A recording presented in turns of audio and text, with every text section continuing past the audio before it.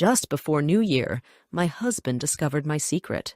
Our marriage had hit a rough patch, especially in the bedroom, and I found myself seeking attention elsewhere. It wasn't my intention for things to spiral into an affair. One day, feeling bored and disconnected, I logged into a popular dating site. I took precautions, concealing my face but sharing pictures of my body to avoid recognition. Surprisingly, I received attention from various guys, and soon, seeking this attention became a habit. Among the many responses, one man stood out. He too was married, and we were both aware of our relationship statuses.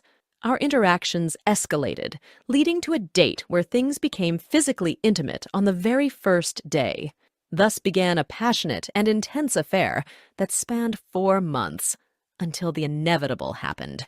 My husband caught us. Our downfall came when we got careless. I started inviting him to my house when my husband wasn't around, and that's when the truth unraveled.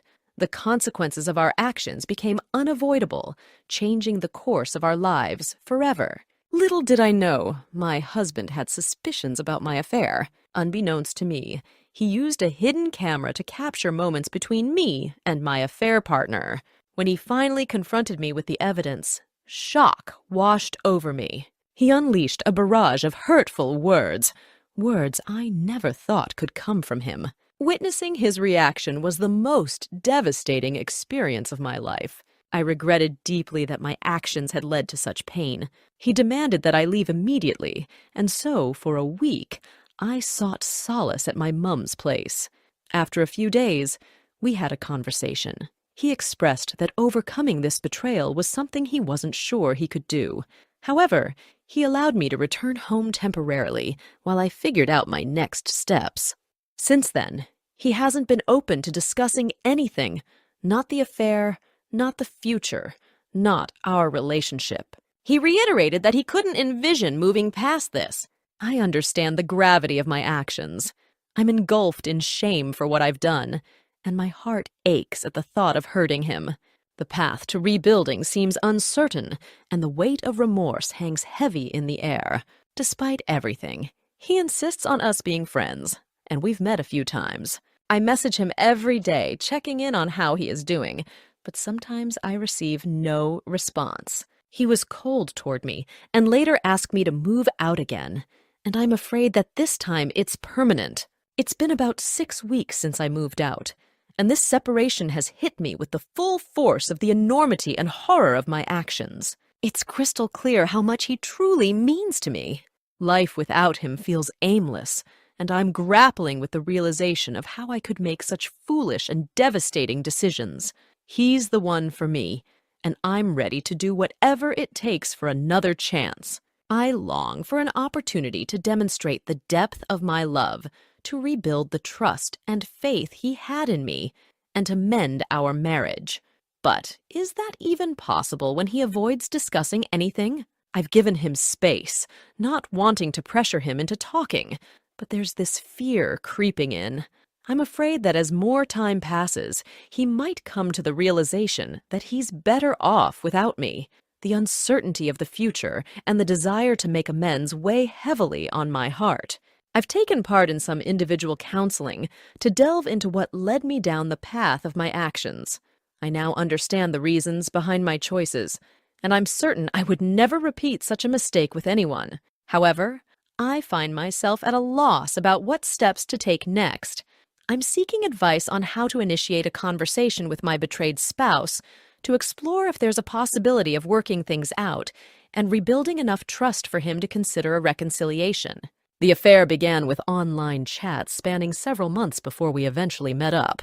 While we met multiple times, it was more of a physical affair that I didn't think was going anywhere, and it just got out of hand. I admit that my actions were entirely selfish and driven by foolish reasons. Intimacy had been lacking in my marriage for an extended period, and we struggled to address or improve the situation. Compounded by my low self-esteem, I sought someone to talk to, someone who could understand. Regrettably, I allowed the situation to escalate, even though I knew it wasn't what I truly wanted, and it didn't bring me happiness. Reader comment: understanding is just the beginning. If you can't unravel why you prioritized your needs over his, and in turn jeopardized the relationship, it's crucial for you to address this. Without comprehending the root causes, you may struggle to become a trustworthy partner, not just for him, but for anyone. Additionally, reflect on whether this behavior is a one-time occurrence or a pattern in your current or past relationships. Seeking individual counseling is a wise step to explore these aspects and gain a deeper understanding of yourself. There are insightful contributors on the WW link who share their self-awareness journeys, which might be beneficial. Lastly, heed the advice on how to approach your betrayed spouse, as mishandling such conversations can lead to irreparable damage. My own situation ended up with STBX, soon to be X, because my soon-to-be ex-wife mishandled it. Original poster. I realize there's a bit of contradiction in my post. I've already started individual counseling, and I've gained insights into my feelings and the reasons behind my actions. I can sincerely say that I've learned the gravity of my mistakes and what I should have done differently. I'm genuinely afraid of jeopardizing things, and it's a delicate balance between not pushing too hard and ensuring I'm fighting hard enough. It's a complex situation, and I want to navigate it with care to avoid making things worse. I'm truly committed to not messing things up, but I'm grappling with the fear of either pushing too hard or not fighting hard enough. Hope that makes sense. Reader comment, no stop sign.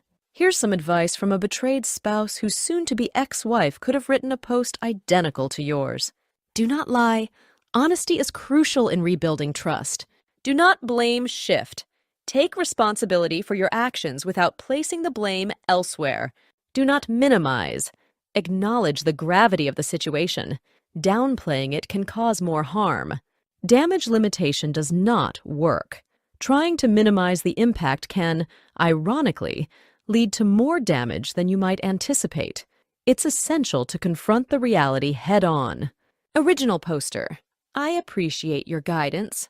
I want to make it clear that I have no intention of shifting blame or avoiding responsibility for my actions. I've realized the importance of honesty moving forward, although I deeply regret that I can't change the past. I'm committed to being transparent with my betrayed spouse, sharing whatever information he needs and wants to know so he can make informed decisions. Reader comment. Was the most devastating part discovering the affair, or was it the affair itself? May I inquire about the affair partner, how long it went on, and what motivated your actions? I'm struggling to comprehend this aspect. You mentioned having another guy. Why not be with him now? There's no need for secrecy or clandestine planning anymore. Perhaps your husband makes more money. Having these details can help people understand the context better and shape their responses to your situation. Original poster. Absolutely. Having the affair itself was devastating. What I meant was that the stark reality of how much I had hurt my betrayed spouse and witnessing that pain was also utterly devastating. It served as a colossal wake-up call to the gravity of my actions. As mentioned in a previous post, I want to clarify why I embarked on this path. It involved a stranger I had been confiding in and chatting with on a dating site. I allowed the situation to unfold, not to sound callous, but I recognize that I made choices I hadn't initially intended to, and I am deeply ashamed of those decisions. The discovery of the affair felt like a well-deserved slap across the face. It forced me to confront what truly mattered to me, separating fantasy from reality. It made me realize that I had jeopardized and betrayed the person I loved for a fantasy that hadn't even brought me happiness. In my world, money doesn't hold much relevance. The affair partner boasts an extremely well-paid job and has even expressed a desire for more. So, you're correct. I could be with him without the need for secrecy. However, that's not what I want. I firmly believe my betrayed spouse is the man for me, and I'm willing to do whatever it takes to have a future with him, even though I'm fully aware that I may not deserve it. I've been respecting his freedom of choice, and that feels right to me. However, the passage of time is a source of fear for me. I'm currently working with a therapist, and I want to clarify that my desire to reconcile doesn't stem solely from guilt, although I do feel it. It comes from a deep realization of all the wonderful aspects of our relationship and friendship. I want to preserve and enhance that despite the lack of intimacy. I'm yearning for the opportunity to earn back his trust and rebuild our relationship to include those vital elements. This experience has truly opened my eyes to what I had, and I don't want to be without that or him. Reader comment: why was there no intimacy in your marriage for such a long time? What led to this issue? Original poster: several factors contributed to it. We found ourselves in a bit of a rut. Both of us had stopped putting in effort, and we were both tired. I realize it might sound like a string of excuses. At one point last year, I felt we were more like friends than a husband and wife. There were moments when I genuinely considered ending the relationship. However, now I know that I want to put in the effort to work on us more than anything. I crave the chance to experience a genuine, meaningful relationship once again. Reader comment: many who have strayed experience a come-to-Jesus moment when they realize their betrayed spouse was the source of their comfortable lifestyle. It might help if you shift focus away from what you've lost, as fantastic as it was, and concentrate more on what your husband is going through. This shift is crucial in distinguishing between remorse and regret. You mentioned he avoids talking about it, yet he still stays in touch with you. If I were in your shoes, I'd shift the conversation away from my personal improvements and focus more on understanding his feelings and what he's going through. It's crucial to encourage him to open up, even if he seems reluctant. Communication is the key, and although he may not talk initially, that's what you want to work towards. He's undergone a significant shock, and showing genuine interest in his well-being and emotions could be a way to rebuild that connection. Even small steps in getting him to share his thoughts can make a big difference. Ensuring you maintain no contact with the affair partner is vital. If there's any attempt from the AP to contact you, inform your betrayed husband immediately. Your ongoing honesty, despite your fears, is crucial at this point. Additionally, living under the same roof post-infidelity can be challenging. While separation allows the wayward spouse to grasp the magnitude of what's been lost, it can also pose obstacles to effective communication. Finding the right balance is essential. The crucial steps involve discovering what your betrayed husband is feeling, understanding his desires, and finding out what actions he wants you to take. It's vital to know the conditions under which he would consider letting you come home, and then diligently adhere to those conditions. Shift your focus from what you may have lost to understanding what he's lost in this situation. It's a perspective that could be instrumental in rebuilding trust. Original poster: thank you for your response. I was emphasizing that I recognize the need to work on myself to show that I'm committed to understanding why I made the choices I did and addressing those issues. Understanding his wants and what he would permit is indeed crucial. Believe me, I'm intensely focused on what he's going through, and it genuinely pains me that I caused him this hurt. Reader comment: lack of intimacy isn't the reason you cheated, and attributing it as such is shifting blame. It seems like you're implying that because you weren't getting what you wanted from your husband, you sought it elsewhere. You mentioned both of you contributing to the problem and a lapse in effort. When you're unhappy, the right approach is to communicate with your husband. If things don't improve, then decisions about separation or divorce might be on the table. However, cheating isn't a solution. While your husband may have played a role in the troubled marriage, you still had other choices. You opted to cheat when you could have considered leaving. Is the other man married? Has either you or your husband informed his wife? Also, it's clear that your affair involved both physical and emotional aspects. Original poster: I'm not shifting blame. I'm simply acknowledging there was a lack of intimacy, and both of us had stopped trying. I attempted to address it through conversation on multiple occasions. I'm not suggesting that the lack of intimacy justified seeking what I wanted elsewhere. I recognize I should have made my husband listen, engage in dialogue, and ultimately, I should have made any decision rather than resorting to cheating. But the truth is, I messed up. I made a foolish, selfish decision that I regret more than anything. I've devastated someone I love, and it makes me feel sick. I'm fully aware of my actions, and despite knowing what a mess I've created, I can't help but hope that somehow we can navigate through this. These past few months have made me realize the profound significance my husband holds in my life. The other man is married, and no, I haven't informed his wife. From my perspective, that's not a decision for me to make.